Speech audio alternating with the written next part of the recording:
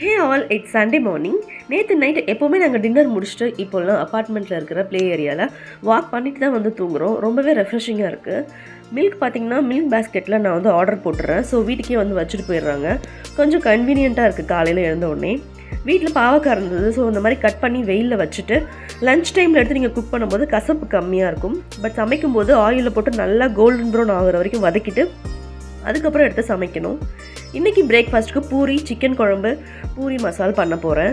So உருளைக்கிழங்குலாம் இல்லை வீட்டில். So husband வாங்கிட்டு வர சொன்னேன்.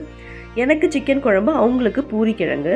ஏன்னு பார்த்தீங்கன்னா அவங்க 2 பேரும் வெஜிடேரியன். மாமனாருக்கும் ஹஸ்பண்டுக்கும் தனியாக பண்ணியாச்சு. நான் ஹாஸ்டலில் இருக்கும்போது சண்டேனா பூரியும் சிக்கன் குழம்பு தான் தருவாங்க. ரொம்பவே நல்லாயிருக்கும்.